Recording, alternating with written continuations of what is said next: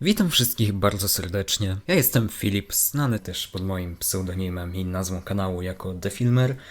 I ze mną jest dzisiaj tutaj mój dobry przyjaciel Jaro. Cześć czołem. No, spotkaliśmy się tutaj, żeby obejrzeć pierwszy odcinek Drużyny Y, ponieważ być może wiecie, być może nie, Jaro jest współtwórcą całego uniwersum i przede wszystkim twórcą Polskiego Patrioty, pod którego zresztą będzie podkładać głos w nadchodzących odcinkach. Tak, być może zauważyliście to w napisach czy czymś, ale oto taki szybki, krótki kontekst. No i tak, spotkaliśmy się bowiem w dniu, w którym to oglądacie, najpewniej, chyba że oglądacie w przyszłości, ale jeśli oglądacie 26 sierpnia 2021, to jest to 5. rocznica premiery tego odcinka. I wiąże się to z tym, że ogólnie w tym roku robię komentarze do moich filmów, które w tym roku kończą 5 lat, żeby się pośmiać, zobaczyć jak wyewoluowałem. Oczywiście te poprzednie komentarze były po angielsku, gdyż większość moich filmów jest po angielsku, ale siłą rzeczy dwóm Polakom lepiej się rozmawia po polsku, a że tutaj mamy polską wersję, to będzie jeden, jedyny, wyjątkowy komentarz po polsku. No i zaprosiłem właśnie Jaro, ponieważ drużyna Y znaczy wiele dla nas obu. Zdecydowanie więcej myślę, że znaczy dla Filipa, który jest właściwie twórcą większym. Ja to tylko byłem pomysłodawcą w podstawówce, a właściwie drużyna żyje tylko dzięki pracy Filipa. Ja to może tam tylko jakieś komentarze do tego dawałem. No, ale nie ma co ujmować jemu. No, obaj mamy swój duży udział w tym uniwersum. No i cóż, to oglądanie tego filmiku będzie taką prawdziwą podróżą w czasie, bo akurat te 5 lat naszego życia, jak myślę, było dosyć intensywne i intensywnych zmian. Też właściwie, że skończyliśmy tę podstawówkę i poszliśmy do osobnych szkół. Także no, zobaczymy, co przyniesie ta podróż w czasie. No, ja sam ten odcinek oglądałem ostatnio pół roku temu, czego trochę żałuję. Mogłem się powstrzymać, żeby być dzisiaj bardziej na świeżo, ale wciąż myślę, będzie to ciekawe przeżycie. Jaron mi mówił, że oglądał go ostatnio jakieś 2 lata temu, tuż przed drugim odcinkiem i też tylko urywki, więc wciąż Więc będę miał większe zaskoczenie. tak, to prawda. Tak więc myślę, że wszystko mamy ogarnięte. No. Więc myślę, że śmiało możemy zaczynać.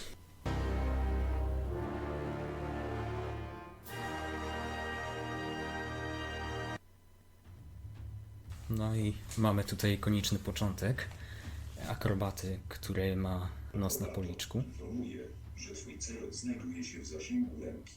Zostało ci niecałe 500 metrów. A, no i właśnie. Bo w zasadzie chcieliśmy ten komentarz nagrać już wczoraj, ale niestety trochę nam nie wyszło przez internet, więc dobrnęliśmy tylko do tego momentu. Wobec tego spotkaliśmy się fizycznie, żeby wyszło to lepiej. No i co już wtedy powiedziałem, to to, że być może da się to usłyszeć, być może nie, ale wszystkie głosy w tym odcinku były nagrywane z Iwony przez głośnik od komputera. Co też jest przyczyną, dlaczego w tym odcinku jest taki pogłos. I nawet sam Jaro się zdziwił, bo... Tak, to bardzo wiele wyjaśnia, tak? Bo samą Iwonę to jeszcze jakoś szło, ale ten pogłos rzeczywiście był utrudniający. No, w każdym razie w przyszłych odcinkach będzie dubbing, już zresztą jest, tak? Także będzie słychać lepiej. No to zdecydowanie. Zresztą wtedy nawet nie wiedziałem, że istnieje coś takiego jak Audacity. Znaczy, chyba wiedziałem, ale z jakiegoś powodu nie miałem tego programu. W każdym razie kontynuujmy. Spoko Stefan. Znam to miasto jak własną kieszeń. Załatwię sprawę w Kremlika. Doprawdy? A nie chcesz pomocy? Tutaj w sumie można zauważyć taki jakby wątek zmęczenia akrobaty, który dodałem do tego odcinka. No i myślę, że to jest coś ciekawego. Taki typowy wątek w jakimkolwiek medium z superbohaterami, w którym główny bohater musi godzić swoje cywilne życie z ratowaniem miasta. Widać to nawet w worach pod oczami akrobaty. No tylko, że mając 13 lat jeszcze nie za bardzo umiałem w scenopisarstwo, więc owszem jest ten wątek tutaj poruszony, ale nie ma w zasadzie żadnej rezolucji. No właściwie nawet nie zwróciłem na to uwagi, to znaczy raczej to wyglądało jak taka zwykła misja superbohatera, no nie? Który leci i oczywiście uparcie musi ją zrobić sam. No dobra, idziemy dalej. Przecież wiesz, że z łatwością go pokona. Jesteś pewien. Z tego co wiem, John przeprowadził w tym porcie handel nie lada bronią. Teraz kupuje nową, a jak cię zobaczy, to będziesz w kropce. Nie, dzięki. Poradzę sobie. Zresztą i wózki ludzki lub nawet polski patriota są na misjach w innych czasach. Ale słuchaj, pytam dla twojego dobra, a nie żeby się pośmiać, że jesteś słaby. Dobra, tam chyba nawet słyszałem jakieś stuknięcie, więc A nie wiem, nie chyba wiem. łatwo można rozpoznać, że to było nagrywane przez głośnik. No i w sumie taka trochę cisza zapadła na te kilkanaście sekund.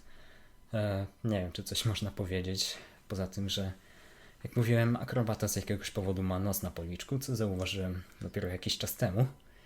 Chwilę, a jak do tego doszło? Nie mam pojęcia. To chyba miało być ujęcie z profilu, ale się zapomniałem, czy coś. A, i tak będzie cały odcinek, rozumiem, no nie? Nie, Używałeś tego samego tego? nie, to jest tylko w tej scenie na szczęście. Aha, okej. No bo to nawet nie był szablon, tylko zwykły rysunek off-model. Przecież męczyła ci bezsenność, więc to Pięknie jest ta broda dla ciebie Stefana rower. skoczy. Nie ma mowy. Poradzę sobie bez ciebie. Na pewno. Jak coś, to nie mogę już gadać. Muszę dokończyć sprawozdanie z działań w sprawie przemytników. Nie ma problemu. Dam sobie radę. Tę misję załatwię szybko i sprawnie. Będę Fasto. O, tutaj ciekawe. Fasto to był kiedyś pseudonim Błyska, który mieli mu nadać mieszkańcy jego wsi Byściszewa. Aha. Dźwięk ze Skype'a? No proszę. Mknie jak ćma do światła. Myśli, że ma chwilowy spokój od nas. Jezu, to dopasowanie do ruchu ust. Nie sądziłem, Wody że strzelaj.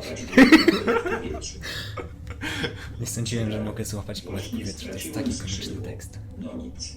Wystarczy już tylko krzyczeć. Tak. A, o nie, to jest najgorsze, czyli czołówka. Tutaj jeszcze z jakiegoś powodu strasznie zwolniłem tę muzykę. Nie mam pojęcia czemu. Chciałem, żeby brzmiała bardziej epicko. O, pan Mini, którego nie zobaczymy przez następne 2 odcinki. Jeszcze jesteś w tej chwili 57.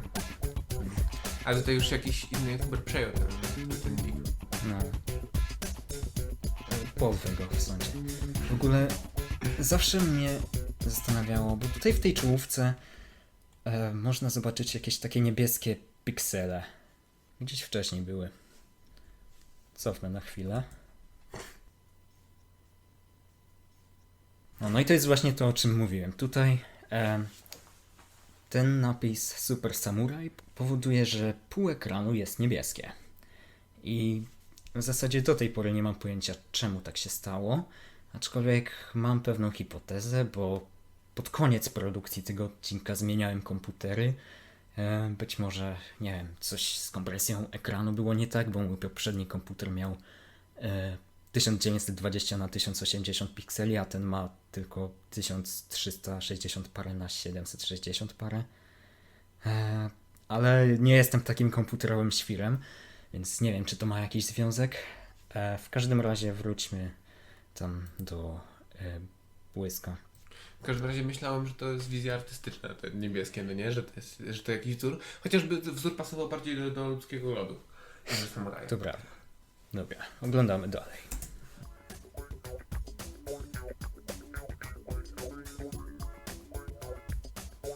No, niesamowite jest to, że akrobata to w sumie jest takie zwykłe słowo i nie brzmi tak superbohatersko, a jakoś tak no, powstał taki superbohater i dla nas jest to już no, normalne, że tak się nazywa. I pamiętam, że jak na angielskim był słownik i było słowo akrobat, to mieliśmy wow. Czy ktoś mi powie, dlaczego bohaterowie zawsze są tacy słaberscy i trudno w nich trafić? Słagerst. Słowo. O nie. O, 2016 tak bardzo. Nieważne. Wow, ale potężne działo. Naprawdę ta muzyka pasowała do tego Ten krzyk. dramatycznego. Musiałeś to zrobić, dobrze, Tak. dobrze to zrobiłeś. Tak to się robi, a ja idę na drugą stronę, bo zaraz przypływają dostawcy.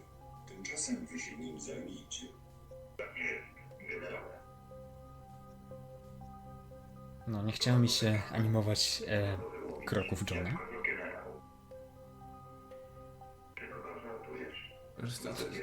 Głos Iwony idący przez głośnik i jeszcze przez ten modulator jest niezrozumiały. I tu się z tobą zgodzę. Jeszcze to makaronowe ramię. Niebieskie to są te niebieskie piksele, no?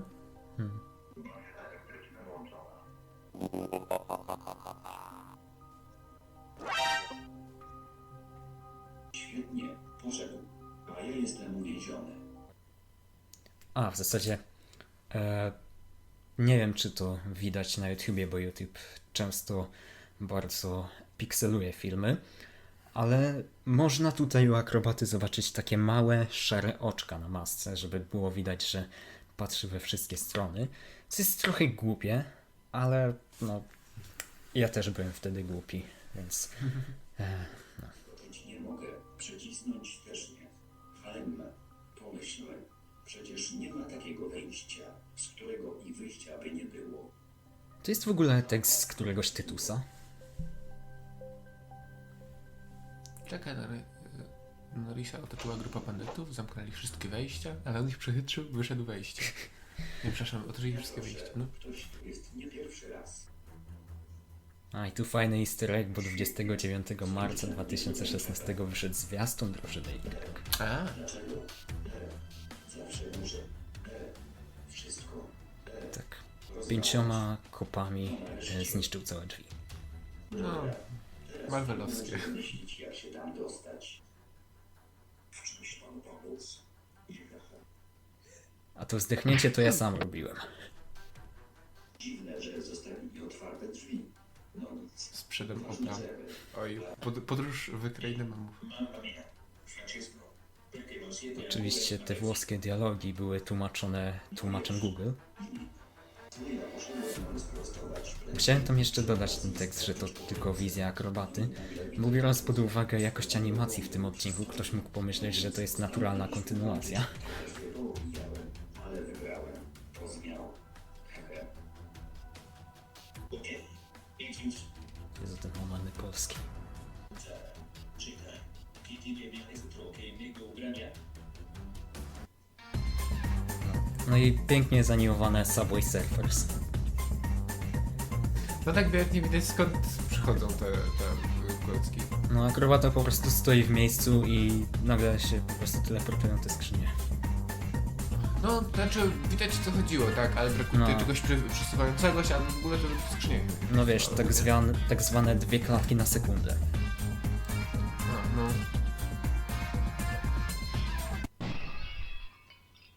Nie sądziłem, że statki mogą być tak wielkie w środku. TARDIS.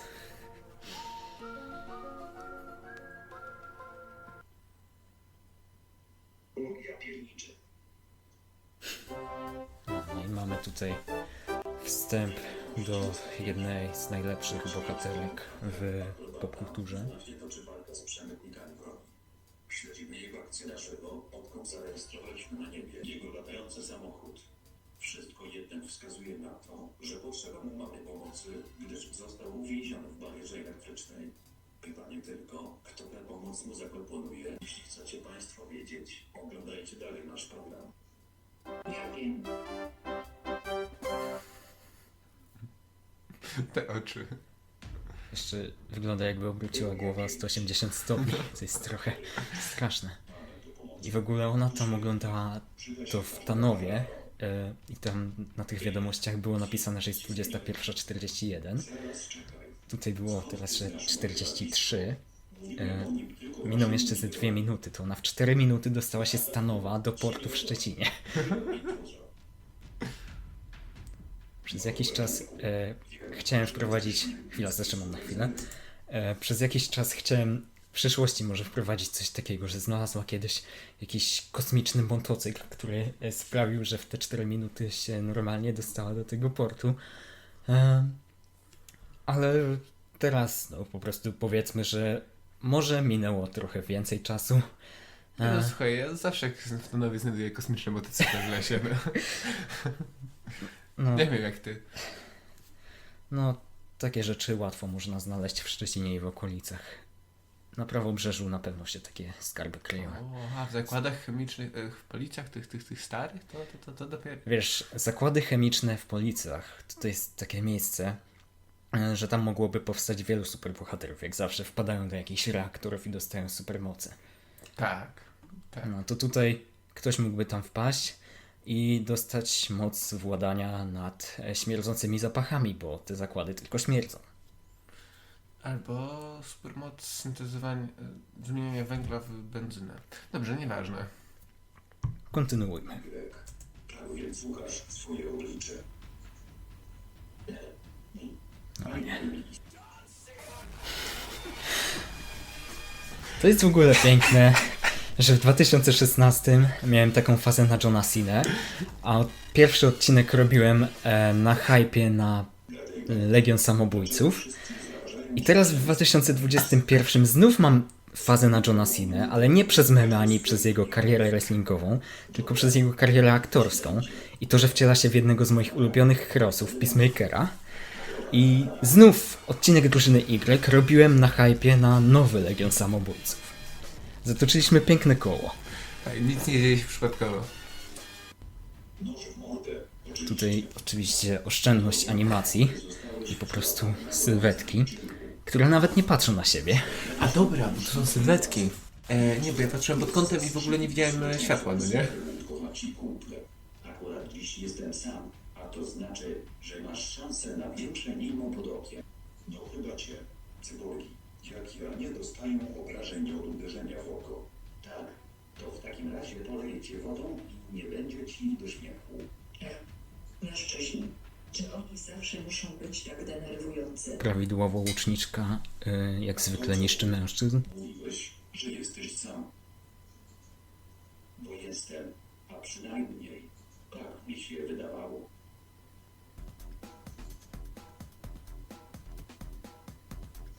A tutaj rozumiem, że zbiega w dół, tak? A nie tańczy. Zjeżdża na poręczy. Tak. Tylko tam się tylko jeden schodek przedstawiał.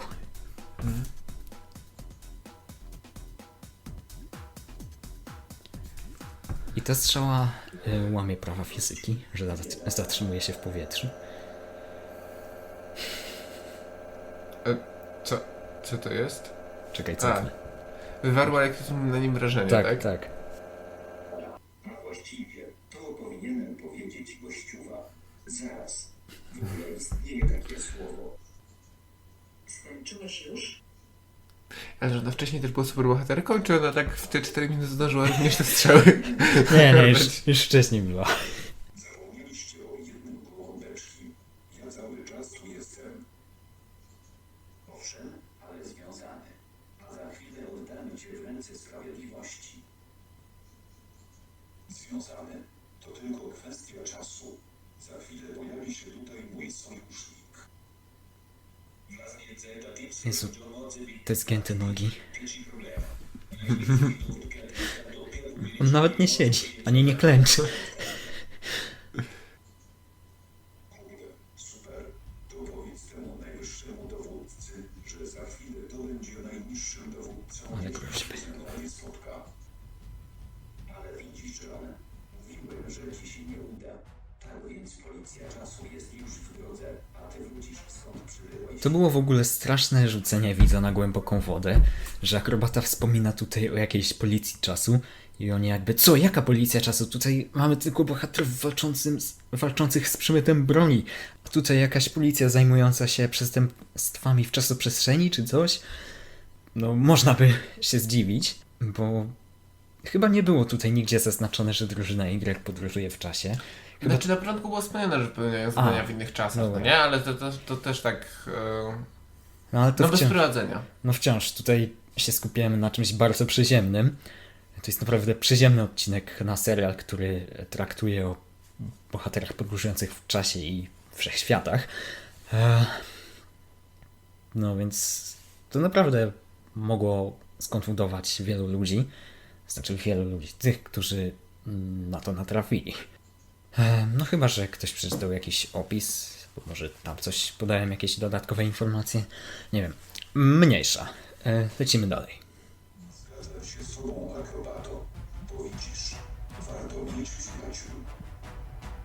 Tej Wolf nie. Oj, tutaj Wolfman w ogóle był niewidzialny. Tęskniłeś. Ale nawet dźwięku ci dam. Chyba, że te słuchawki. Nie, ten dźwięk akurat był ucięty, ponieważ to przeszło z jednej sceny do drugiej, jakby... Chwila. Tam, gdzie Wolfman się przywitał, to był koniec jednej sceny, którą zrobiłem i później zacząłem nową i zacząłem ją od tego, a więc to ten Wolfman. I dlatego był taki skok muzyki, bo nie do końca ją dopasowałem. Dwoje bohaterów na dwóch złoczyńców. Około 100 zbirów. A ile razy was było więcej? Koniec tych rozmów. Tak czy inaczej was pokonamy. Przekonamy się, Marusiu. Hej. Zaraz. Może lepiej odejść stąd. Chule. Nie powinnaś iść zmywać galę.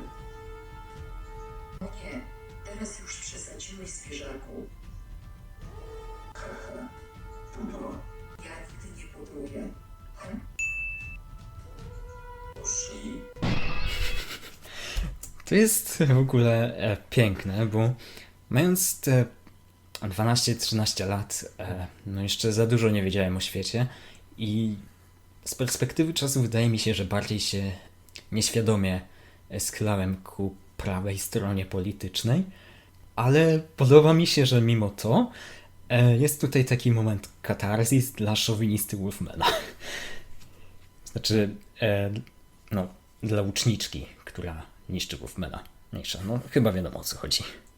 W każdym razie siła feminizmu. Niestety Wolfmanie. Nie mam przy sobie noża. W ogóle wprowadzałem tego Wolfmana chyba tak przypadkowo, improwizując i od razu po jakichś 30 sekundach go odstrzeliłem. Świetnie. Masz może jakiś plan? No wiesz, mógłbym zadzwonić po przyjaciół z drużyny, ale nie. Obiecałem, że nie będę przerywał im walki. To może być ważne. Poza tym założyłem się... Oj, tutaj znikąd wziął się wątek jakiegoś zakładu. Mężczyźni. No założył się ze Stefanem, w sensie Stefan go podpuścił bardziej, tak. Nie, mówił, że z błyskiem chyba. No ale... A. No, dobra.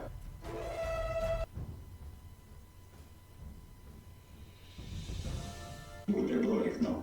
Akrobata wybrał sobie idealny moment na dzwonienie. No i tutaj A przedstawienie. to nie tak, że skoro podróżują w czasie, to mogą w sumie w dowolnym momencie wrócić w tym samym momencie, co wyruszyli na misję? Dobra. Zaczynamy. Aha, tak. Zaraz coś między nami zaistrzy. No i nie odebrał. Nie cierpię tych wstawek z memami w tym odcinku. No i w ogóle jak realistycznie narysowany Kijów. Czemu on ma jedną nogę? A, dobra.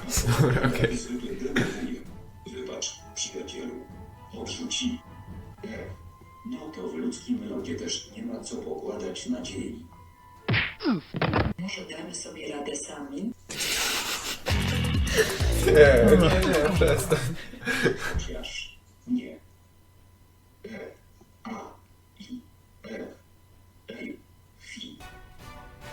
Oj, tutaj wrócę do tego, co mówiłem, że pod koniec odcinka zmieniałem komputery, bo tutaj właśnie tę końcówkę już na pewno robiłem na moim aktualnym, które jak mówiłem ma mniejszy rozmiar ekranu.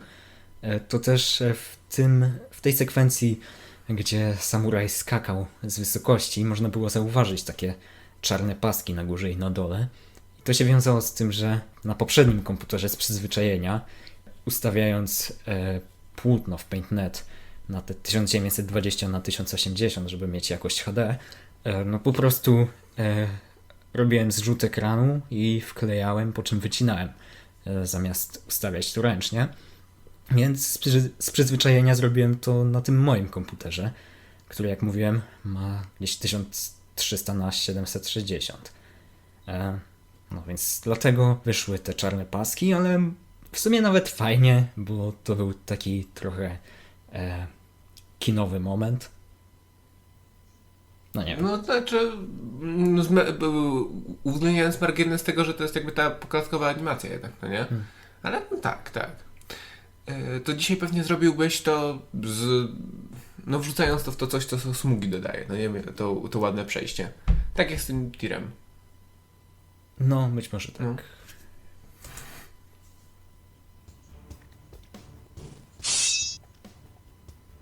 No dajesz. Walcz.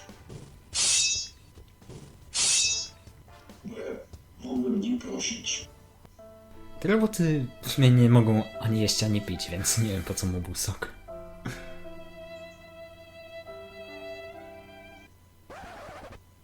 Dziękujemy akrobatorii. Wam. Kimkolwiek jesteście nowi superbohaterowie. John zostanie uwięziony w specjalnej celi. Dobra. Który i tak ucieknie.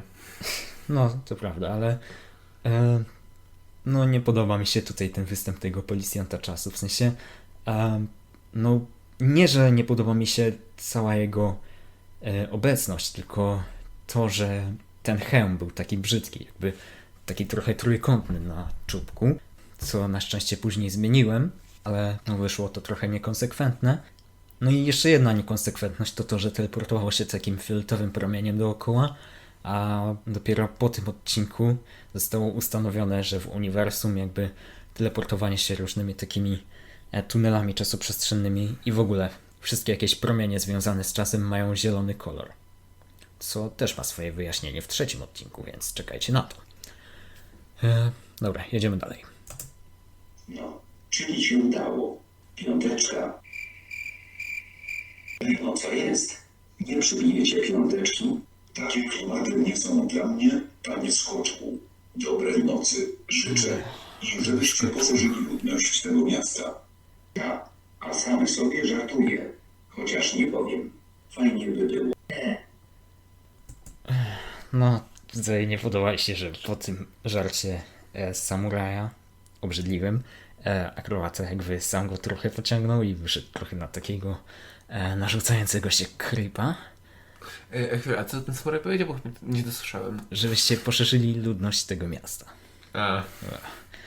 No, na szczęście w trzecim odcinku mam scenę między akrobatą i łuczniczką, w której trochę naprostowuję to no niefajne zachowanie tutaj. I w sumie być może fajnie by było ten komentarz nagrywać po trzecim odcinku, żebyście mieli pojęcie, o czym mówię. No ale z czasem pewnie się przekonacie. Dobra, dalej. To sobie pójdę. Mam jeszcze coś do załatwienia. Ale mam nadzieję, że się jeszcze spotkamy. Kurczę, fajna jest.